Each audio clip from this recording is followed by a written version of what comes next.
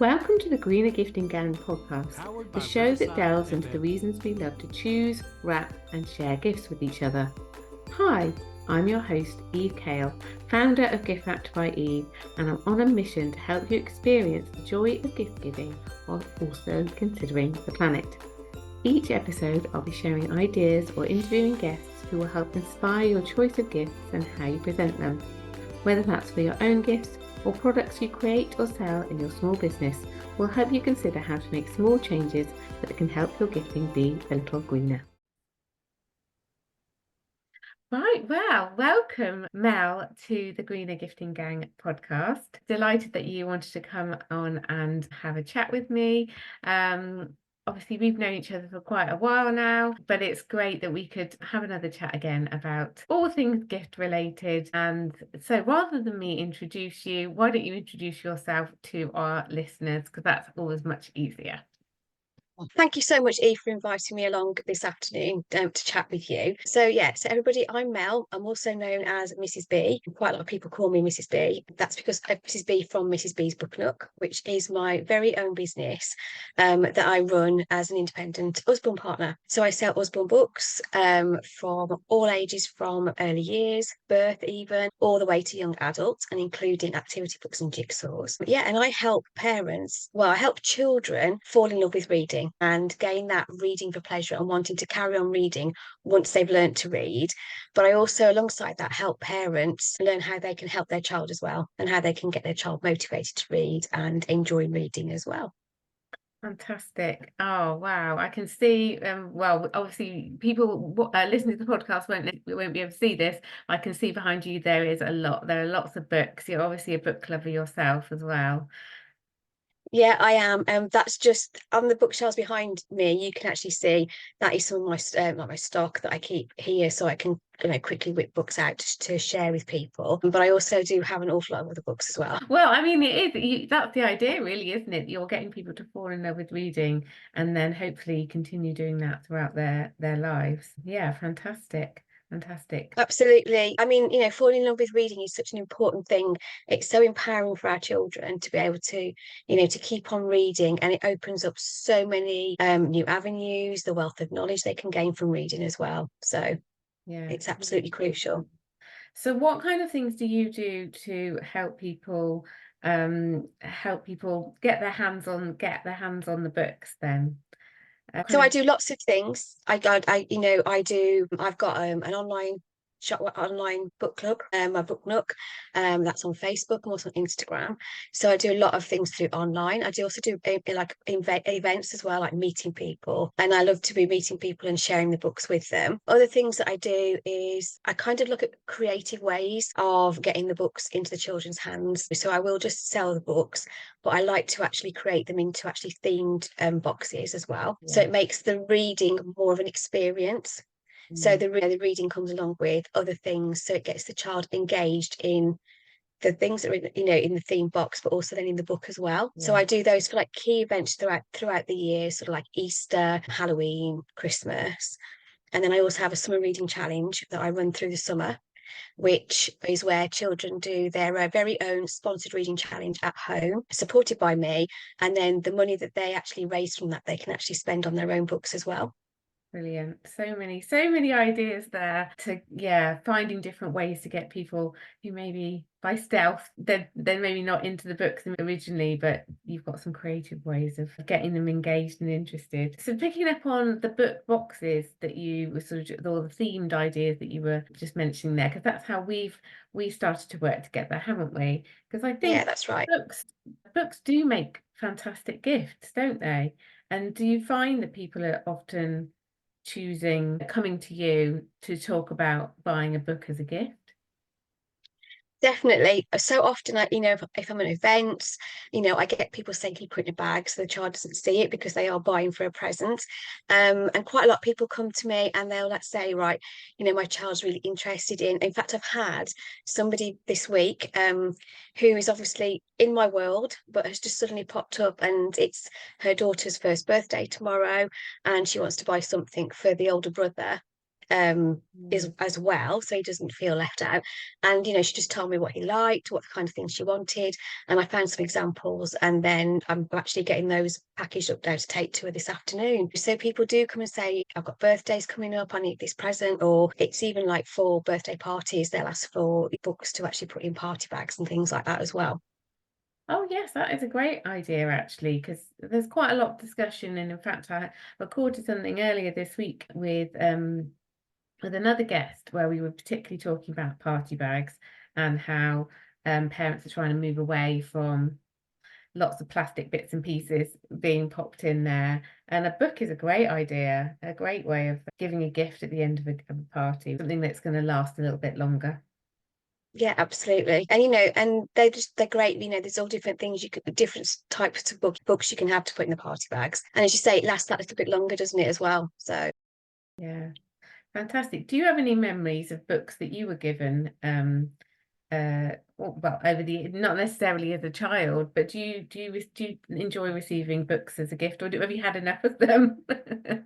no, I do like receiving books. I mean, you asking me like when I was a child, what I do remember, because when I was very little, books were they were very scarce, really. Because actually there was a shortage when I was little. There was a shortage of paper, and they were quite expensive. And but I do remember that we used to go every week. We'd go to a shop in our local town, Martin's News Agency it was called, and I can picture it now. And we'd go there every week, and I would have like a Ladybird book. I was brought up on Ladybird books, Yeah. and I'd built this whole collection in fact, I've still got them somewhere actually in a box tucked away. This whole collection of Ladybird books that I collected over the years. And then that changed into, I was like an Enid Blyton fan. So The Magic Faraway Tree. And, so we go and buy the next one of those, a series of those as well. Yeah. That's just brought back that of my memory actually of going every week with my parents to get a new book. So Yeah, yeah. what a treat. It is, what a treat. And I still now, if people ask me, what I'd like as a gift, I often put books on my wish list. Because it is a treat still to buy a new book Mhm. and enjoy something new. Oh, I love a book as a gift, and also as a wrapper. I love giving books because they are a nice uniform shape to wrap as Yes, that's well. true. So they're But I all, think what I've enjoyed working with you is actually seeing different ways that you can wrap a book. yeah, Because as you say, they are a uniform shape, but when you wrap a book, you know you've wrapped a book and the person getting it knows it is a book. But actually, there are ways that you can make it look not different, like disguising it, but actually just make it that little more special. yeah, Different ways of folding the paper. And one of the ways I've been exploring is, when you fold it so that you've got the little pockets in the front. So yeah. you can like slip a little bookmark in or, a little treat. Like I did some for Christmas once and I put little chocolates in. Yeah, you're right. You can be creative with it as well. It's a nice one to play with a bit because you've got the basics of the uniform shape and then you can add different things and just with the paper. Yeah, that's good. So have you enjoyed adding those sort of elements of gifting into your business, do you think? Yes, I have actually. I mean, I think one thing I've found is it's given me the chance to bring my creativity into my business. And it's just, I remember when I worked with you and we looked at the book club boxes that I sent out, and every book club box had a treat or a gift that went with the book along the theme of the book. And I was just putting them in the box, but actually we looked at ways of exploring of wrapping them so it was that element of surprise, Yeah, and that's the bit that I like actually. It's like how can I wrap this up? How can I make this look exciting in this box? yeah, So yeah, I do enjoy it. yeah. And how have your customers responded to you making those changes? Um, has anybody sort of commented it or given any feedback? Yeah, I've had a few people have said, that they actually like opening it and everything is like in little packages that they can open and discover what's inside it. So it's just that little bit more exciting for them. Yeah, yeah, I can see that. I mean, that's the thing about gifts. It's that bit element of surprise, and like you say, sometimes even if you know you've asked for something, if you've disguised it in a different way, there's still the excitement of unwrapping it. So yeah, oh, that's fantastic. So what about your own gifts when it comes to your own gifting? What kind of occasions do you give gifts for? So for me, it is like birthdays. It's mainly birthdays and Christmas presents. That's when we, are kind of, buy gifts for. But I think as well, sometimes it's like if I'm somewhere and I see something and I think, my brother would really like that, or my sister-in-law, or a friend, I will buy a little gift, just ad hoc, really, Yeah, because when you just think, "Oh, actually, that they would really like that." yeah. Yeah. So it's just, Yeah. I saw this and thought of you, or I've heard somebody describe it as an unbirthday gift, and just sending people things randomly. I like that. And I think as well, sometimes when you're trying to buy presents at a certain time of year, like for a birthday or Christmas, you do fall into the trap of just getting the same kind of things, Hmm?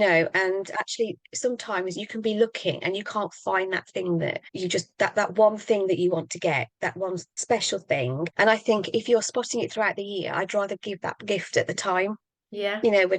rather than try and find something at a time and I can't find it. Yeah, when you're under pressure and you know that the date's Yeah. coming up. Yeah, yeah. So where do you tend to look for inspiration? Do you have like a little list of places you might go, or is it just what you see at the time? Well, I've got to admit that for quite a few years I was an Amazon list person, because actually that made it easier with the pressures of everything else that's going on in life. It made it easier. But now with my business, I'm and going to events, I'm actually getting together with other small business owners. Yeah. So actually, when I go to events, I'm always looking around at what other people have got to offer, and looking for those things that I can pick up for people. And quite often I'll pick things up from my book club boxes, or as you say, that unbirthday gift that I just thought I saw this and thought of you gift. Yeah, that's great. I think that's a really good point, isn't it? When you're out and about and you can support other small businesses, that's win-win, isn't it? You're supporting them, you're getting your shopping done while you're doing your work at the same time. It's brilliant. I think it's always great. I'm always grateful to sort of tick something off the list. And I think actually that shows you just there is this opportunity as a small business owner to actually help make that buying decision really easy. If you can market what you're doing as a gift, you're going to stand out, and you're going to have people interested in coming back to you if you can make life easy for them to make that tick that birthday gift or whatever off the list. Would you agree? I think so, yeah, definitely. And I was just thinking as you were talking then, that's really come through with the themed boxes that I've been doing, because I had somebody last year who had 3 Easter boxes. And then this year came to me. I mean, it was very last minute this time this year, but came to me, are you still doing those Easter boxes? Because actually it ticked the box last year. It was easy to do. They got them, the parents loved it because she Yeah, gifted them to her nephews and nieces. So the parents loved it because it was something not chocolate. It wasn't, it was something different. Yeah, it's great. great to be able to offer that and to, as you say, solve somebody's problem, quickly and easily for them. Yeah, yeah, definitely. So would you say you enjoy the process of choosing gifts?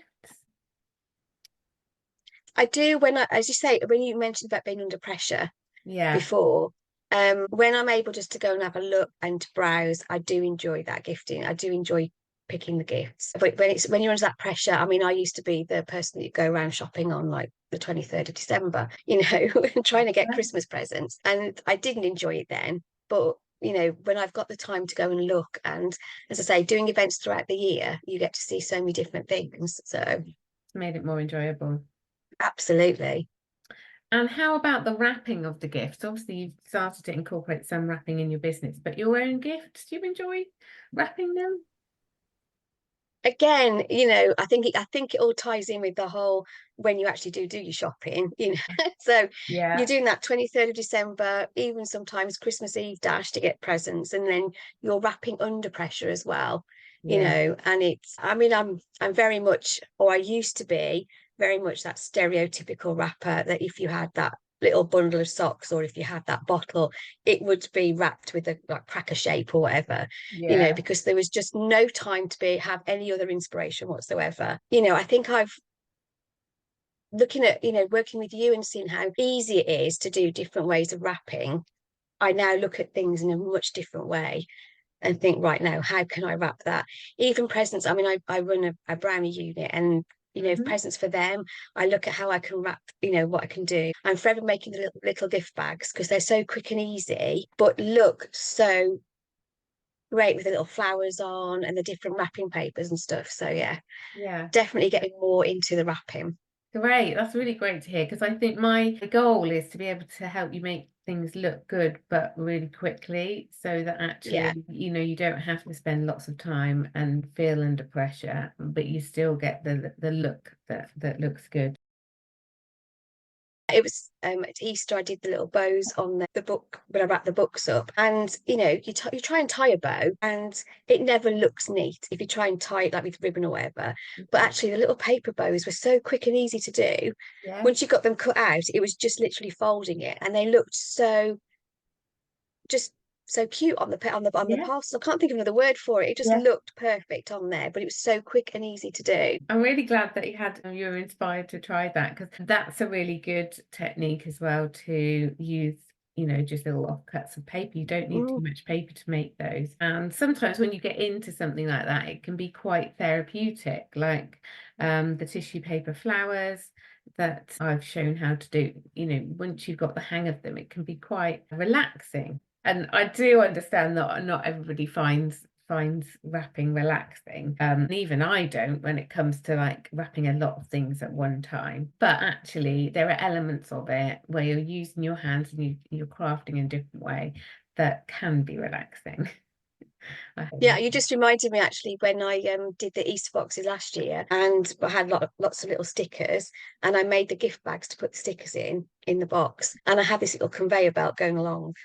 And you're right, it actually was really therapeutic sitting there, folding them, sticking them, and Yeah. putting them all together. It was, yeah, very, I enjoyed that. Excellent. I'm so pleased to hear that. So obviously on this podcast and well, in my business, my mission is to help people experience the joy of gift giving and also consider the planet. So do you take being greener into consideration, would you say, with your gifting or with your wrapping? I've become much more mindful about it, I have to say. I'm using the paper tape more now, but I've got quite a lot of wrapping things, like materials here, like tissue paper and things that I've already got. So I'm very conscious about using up what I've already got Yeah. rather than buying more. Yeah. So I mean, I do think about it, and I do think about ways I can wrap things, like using different like craft papers and things rather than buying the shiny metallic papers and things. Yeah. Yeah. I think it is a bit of a journey, isn't it? And I think it's good to be able to make small changes bit by bit. That's the intention of what I'm doing is to help you do it bit by bit rather than, say that everything that you've done in the past, throw that out the window. And there's no point in throwing things away that you've already got. It's best to use things up and then make those changes gradually. Absolutely. And it's kind of as you come to the end of something, of using stuff, having something, you're looking at a new way that you could do it that is more sustainable, more eco-friendly. So the little book packs that I do for events, I always used to put in little plastic bags. But now I'm thinking about how I could use other packaging to put them in that is more eco-friendly. Yeah, and I think that's really good. I think that's just a good example of where you just look at what you've been doing in the past and you think, okay, well, what change could I make? And then implement that and then see how it goes. And then you could do that in another element of your business. Or if you're talking about your own gifts, it's, we need to do these things gradually, and lots of people doing a small thing gradually is overall going to have a bigger impact, I think, rather than Yeah. everyone being scared and having to feeling like they need to make everything change all at once. So that's a really good example.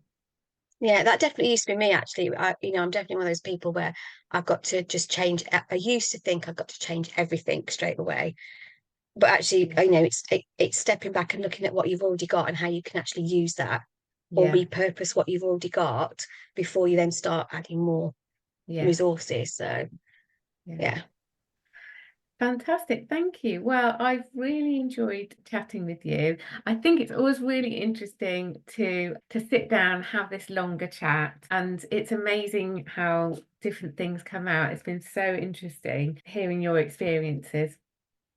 So before we wrap up, then could you leave? I know, but I wasn't actually a pun, but now every time I can't, I'm gonna have to keep saying that, aren't I?